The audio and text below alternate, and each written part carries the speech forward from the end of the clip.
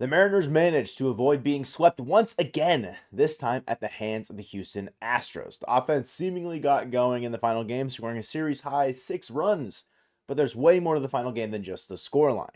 Injury concern, cutting ties with the team vet, and some more roster moves to come as the Mariners welcome in the Angels to Seattle. We're happy to bring you episode 106 of the Hit It Here podcast, part of the Bleav Network, the roaming chain episode of the podcast, and I'm here with a man who needs no introduction. If you've been following us long enough, you know who's here. It's not Colton. How are you, bud? Honestly, shocked it took over 80 episodes for me to get back on here. The people loved me last time. Now, I don't want the ego to take over here completely, all right? But truly, I am excited to be joining you here today, Joe.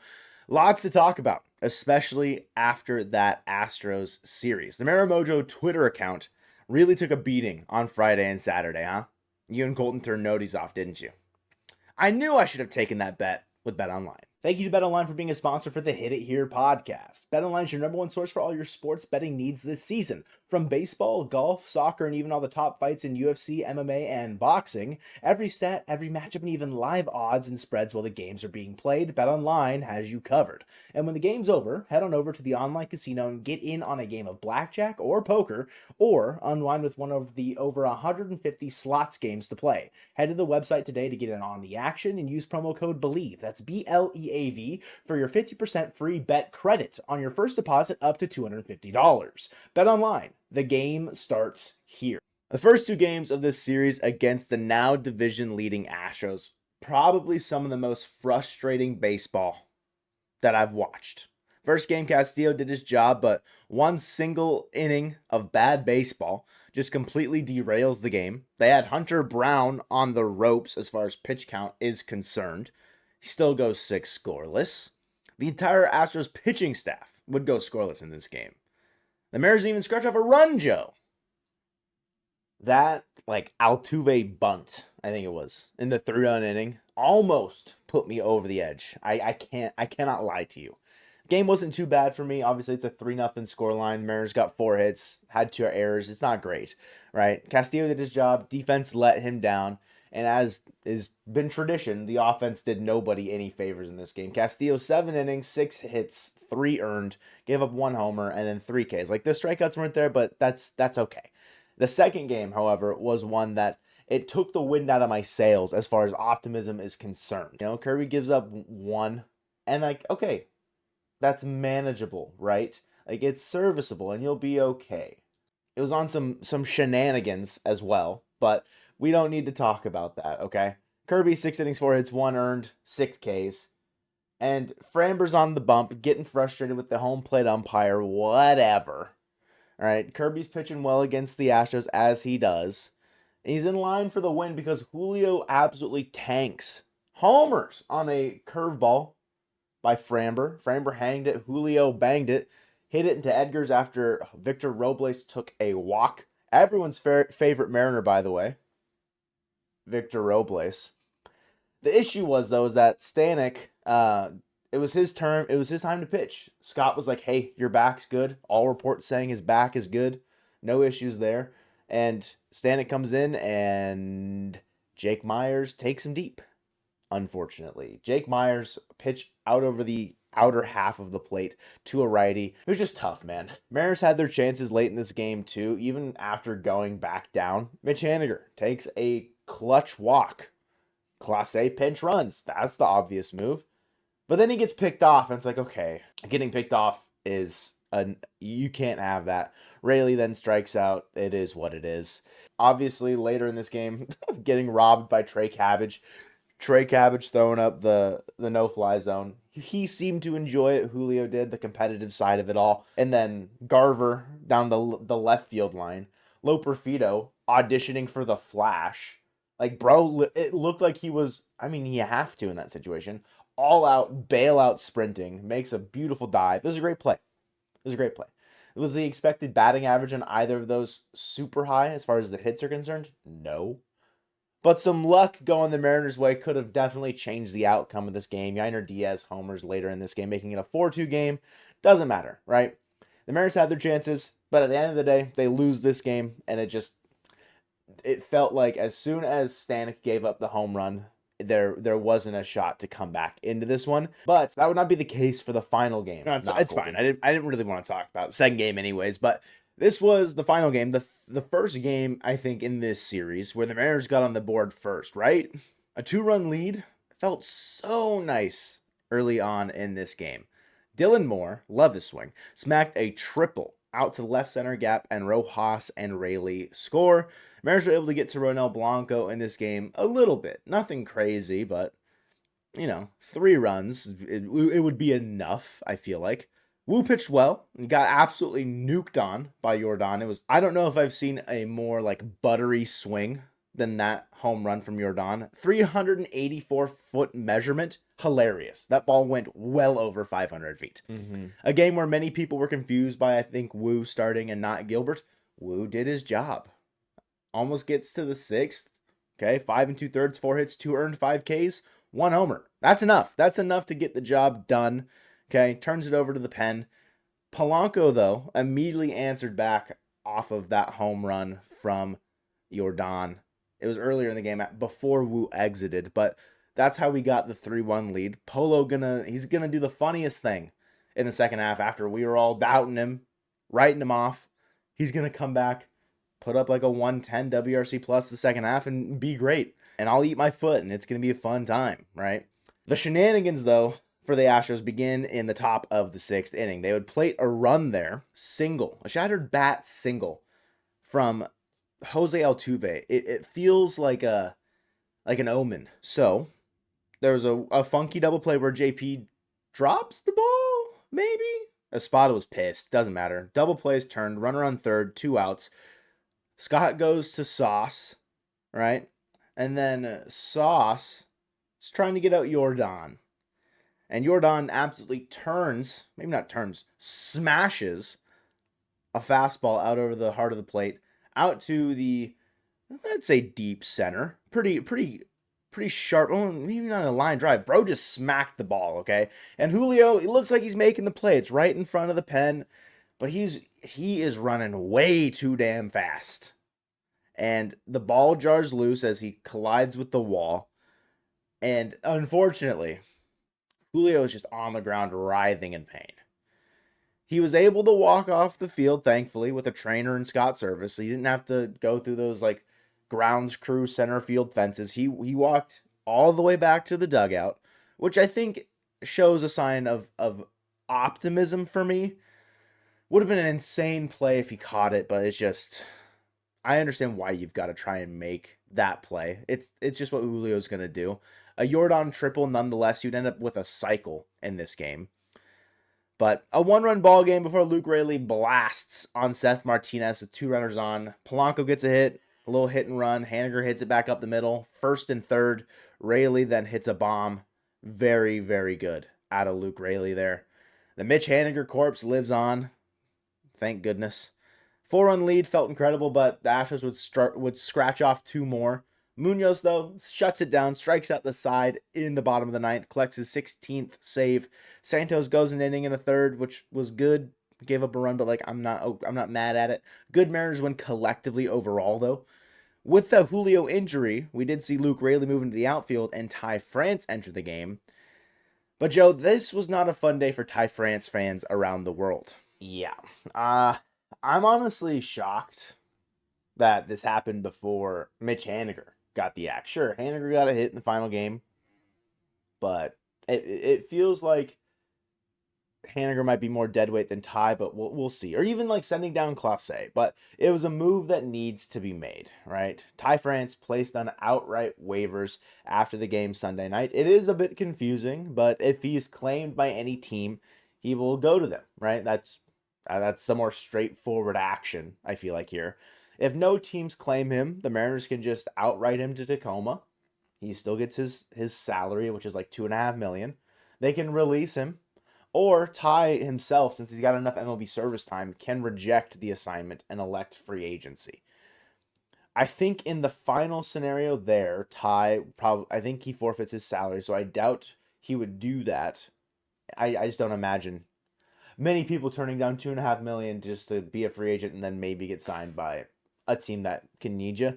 It's just a weird situation. But Ty, he's unfortunately been one of the worst players in the entire league for a little bit now. And it's just, there isn't a place for a first baseman who doesn't hit, doesn't run well, and then that defense can be replaced. Yes, I know Ty France, big vibes guy, obviously, golden retriever energy, but they started Rayleigh over him in the final game, and even if if whatever corresponding roster move it is, they're not playing well, you still have Rayleigh that can go over there. Yeah, I mean, like he's been fine over there at first. It's not a super hard, I think, defensive position to play necessarily, but you have to know your way around the bag. But especially with Robles stepping into a bigger role in one of the corners, or maybe even center, until Julio's good to go. Rayleigh at first seems like a decent lineup fixture, but there is likely a move coming for a true first baseman to be on the roster.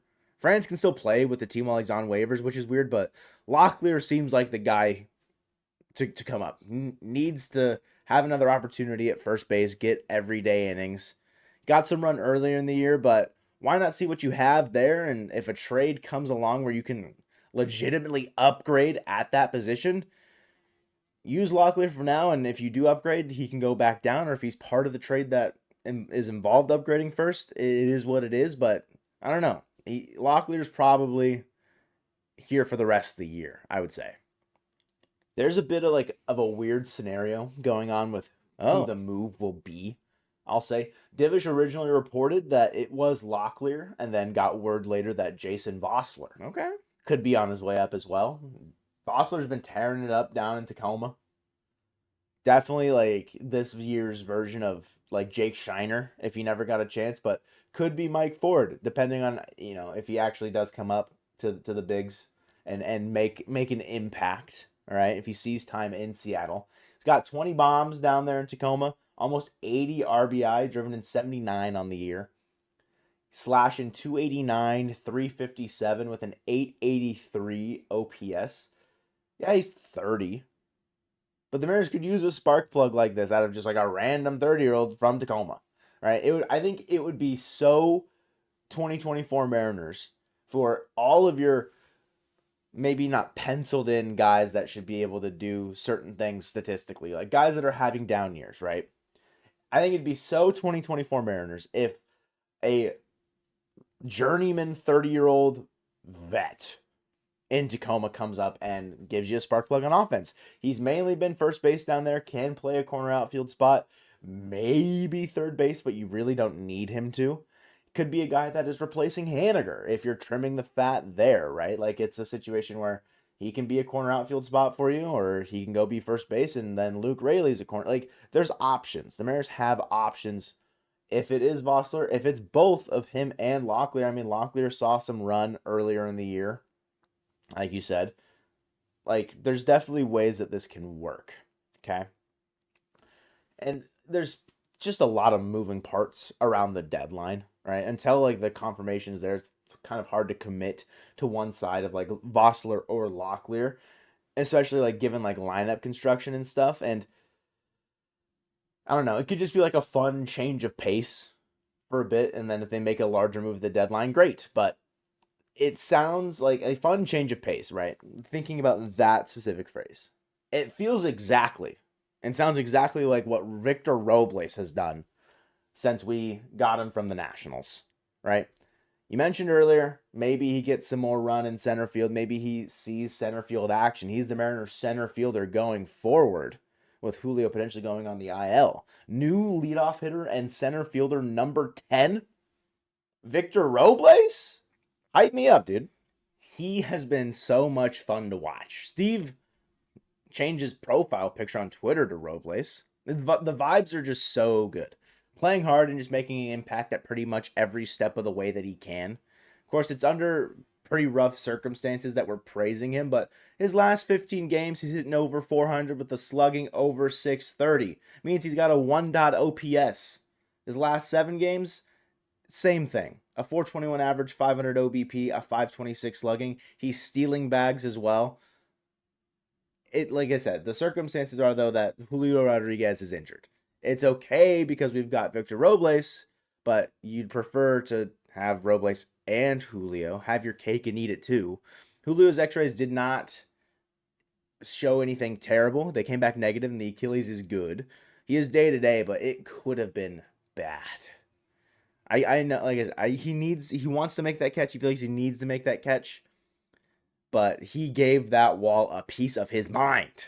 I don't know if I have screamed the F word so loud in my life watching him lay on the ground and grab at his ankle.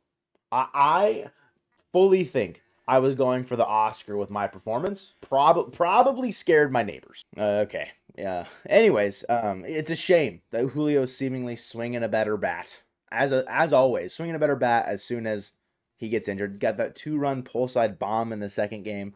And now he's probably out for the whole Angels series pretty safely, I would bet. You can't risk him at this juncture, it feels like. He is your life source. When he goes, you go. Okay? Just got to hope that the offense can pull through versus the Angels and give Julio time to heal. I think up until this point, he's only missed one game the entire season. So dude was just grinding out games, putting in the hours. But who knows? Maybe Vossler or Lockley or whoever comes up will be the Lord Jesus Christ himself and save the season for a couple of games. Everyone definitely, for sure, had Mike Ford pegged for 120 WRC plus last year when he got called up in June. Yeah, 100%. Realistically, though, like, when do you think Julio comes back? I said sitting the entire Angels series, but I would have to imagine it's a bit longer than that. It's an ankle sprain, pretty much. We've seen guys be sat for 2 to 3 series and not go on the IL stint this year. I just hope, I mean, this is going to be obvious, they make the right decision at the end of the day. With an ankle sprain, I would say the minimum is probably a week, given how intensive a player Julio is, right? Like, I hope that they err on the side of caution. I feel like they typically do, but losing him for 7 to 10 days, it's not season ending. It's not over. We're not over yet. If he goes back out there and re-injures himself before it's fully healed, that's where you run into a larger problem of like, all right, well, now you're actually down Julio Rodriguez for an extended period amount of time, okay? It's his right ankle, so I think that would be his back foot on his swing. I really just need the injury to not be a nagging one. Once it's healed, just stay away. Don't have any lingering effects. We don't need any nagging injuries like that. Thinking about like Ty France in his wrist with Sheldon Noisy. Like, that's on my brain, especially given the circumstances with his roster spot. I don't know. It's just Julio needs to be healthy.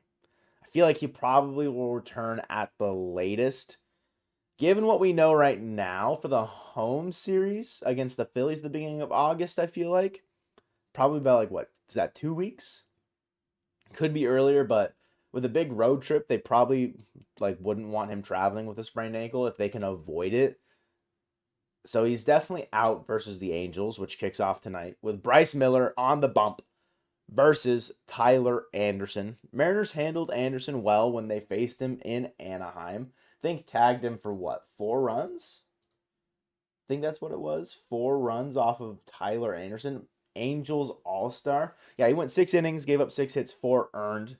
Mariners did lose that game. Brian Wu didn't have his best stuff, and as the Angels did, they won that game in extras off of a Willie Calhoun home run, courtesy of Austin Voth. But again, Bryce Miller on the bump against the Angels in this one. I'm feeling okay as far as like what the Mariners rolling out pitching wise. The lineup that gets weird because it's a lefty, obviously, with Tyler Anderson on the mound. Maybe Ryan Bliss sighting happens in this game instead of a pinch hit opportunity against one of the best closers of this generation and Josh Hader. Just maybe, but we'll see. I really have no idea like what the right-handed lineup will look like given Julio Rodriguez being out and some of the guys from Tacoma coming up. With the upcoming roster moves, the lineup is definitely what I'm most interested in seeing, like day in and day out. I think with a righty on the mound, the lineup is a bit more concise, but the lefty starts, I feel like, just get a little weird. I am excited for Miller to start the second half, which is great. Should pass 100 strikeouts in this game, which is dope, and hopefully he can lower the 3.63 ERA even more. Very solid first half for Miller. That started out insane and then leveled out pretty ridiculously, but I feel like it's better than what you expected out of Miller in his second year. I think him being around league average is kind of maybe what people expected, but I think he's been a little bit better than that. Getting that type of production out of the second year number 4 starter is great, and he can continue just to elevate his game as he grows. But the Mariners have needed that good version of him every step of the way. Just got to hope he gives you another quality start in this one. Wu almost got to the 6th. So the bullpen's not like it's not in complete disarray. But with the day game yesterday, night game today, maybe, just maybe, Munoz could be available for back-to-back days. I wouldn't be surprised if he was. Santos likely down just because the back-to-backs for him aren't quite ready yet. I know it didn't look like it in Anaheim, but this is the team that the Mariners should beat. 15 games under 500 for a reason, and the Mariners need to take advantage of that, especially at home. We know home merchants the Seattle Mariners are. I'm not excusing, say, the poor performance on the road in Anaheim before the All-Star break, but we all know, we're all well aware that this team has been better at home for a large part of this season. Especially Bryce Miller. Like, dude is the leading case of the home versus road splits this season. Like, he is patient zero, it feels like, with him being on the mound at home in this game. A 2.10 ERA on the season in 10 starts, 60 innings pitched. He's going 6 innings pretty much every time, guys. Bryce Miller on the mound at home is such an advantage compared to when he's pitching on the road. A 5.51 ERA on the road. Only 49 innings pitched in 9 games, so a little bit less average outing there. Makes sense. His ERA is over 5. With an ERA below 2, like a damn near sub 2 ERA at home will definitely play. All right. Game 2, though, takes us into a fun pitching matchup. The ace of this staff is on the bump to kick off the second half of his All-Star season. Logan Gilbert is up against Jose Soriano in this one. If Logan continues to pitch the way he ended the first half with, I'm putting the stamp on it now. He is going to finish within the top 5 of the Cy Young in the American League by the end of the year. Easily, in my head. Sure, guys like Tarek Skubal and Corbin Burns probably ahead of him, sure. But Logan has been consistently great all season long. If he can remain consistent and then pop off for 3, 4, 5 starts in a row, similar to maybe how he kind of finished the first half with, Logan Gilbert, he could be turning some heads, okay? Pitched well enough against the Angels last time, 7 innings, 2 hits, 9 Ks, no runs. Just got no love from the offense, which is, I feel like, a tale as old as time now with the Mariners. But hopefully they can do something against Soriano in this one, not Colton. The Mariners jumped on Soriano in the previous series and decided to take the rest of the game off, it felt like. Soriano went 6 innings, 5 hits, only gave up 1 earned. It was in that first inning. Struck out 5. He also walked 4 batters. The Mariners, it felt like, had their opportunities, just took the rest of the game off, right? You got to keep adding on. You got to keep applying pressure to the opposing team. And it's no disrespect to Jose Soriano. He's having a solid year, but he's outmatched in this pitching matchup easily. Go get Logan some runs in this game and grab another much-needed victory heading into the trade deadline.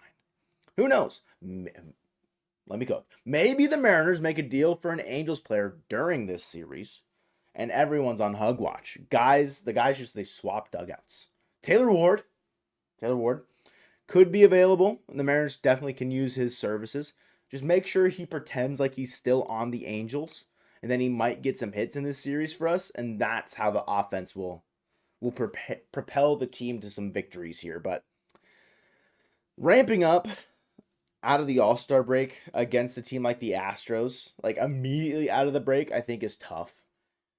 Getting to those levels of intensity after some off days, after you're chilling, and you know that it's coming, but it's just hard to, I think, get to that point. Versus the Angels, though, that's not nearly as difficult of a task, right? And having a win on the final day on Sunday against Houston, that should hopefully bleed over into this series and allow you to at least win this one. Win the series versus the Angels. The pitching matchups in the first 2 games aren't necessarily easy, but they're winnable. For sure. Like your chances, given how well they hit Anderson in the previous timeout, paired with Miller at home, that feels like, a recipe for success. And then Gilbert on the mound for game 2 to have an opportunity to sweep on Wednesday before an off day Thursday. This series could be chef's kiss. On Colton's birthday, no less, all right, on that final game on Wednesday, Castillo is on the mound for the Mariners, hopefully bringing home a series victory at the least in that final game. Pitched well enough versus the Astros, I feel like, to, stay within that game, that I feel confident about his abilities to attack the Angels in this game. Potentially bringing his pitching record closer to 500. He's sitting at 8-10 right now. It's weird seeing so many decisions for a pitcher. It's like Logan Gilbert, 6-5. Bryce Miller, 7-7. Castillo's 8-10. He's got 18 decisions on the year. Feels like a lot already. He's pitching to a 3.55 ERA. Pitched well against the Angels last time out. I mean, didn't have his best stuff, but it's, he did well enough to win that game. I think it was in that first game against Konowitz in that one, but opposite Castillo hasn't been announced. I don't know if it'll be Konowitz in this one. MLB.com has not announced anything. Fangraphs, however, does have Griffin Canning listed as the opposition to Castillo for that final game against Anaheim. And Canning, he's struggled a decent amount in 2024, right? He's sitting at an ERA of 5.20, which is a half run higher than his career norm. Strikeouts are down. Just he has not been good. And whether or not he does make this start, it's tough to say. Recent little injury update said he was dealing with irritation in his right elbow when throwing his slider during Friday's loss to the Athletics, Canning said to Rhett Bollinger of MLB.com. So if he pitches in this game, great. If it's Konowitz, because he's probably the next in line, also great. Just hasn't been good, Canning. His career highs in walks per 9.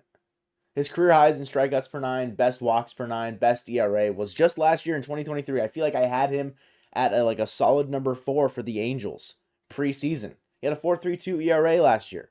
It just doesn't have the same sauce in 2024. This is one I feel like where if you get to Canning early, you need to make sure that lead is held. Several times in the road series against the Angels, the Mariners played sloppy defense or the bullpen would concede, just didn't have their best stuff, whatever.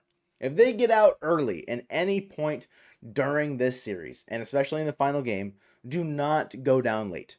The Angels, yeah, they're an imperfect team like many other teams around baseball, but their bullpen, they've got actually some pretty decent arms out there, and just in terms of stuff, especially that comes out in the 7th, 8th, 9th inning. Ben Joyce, obviously a flamethrower.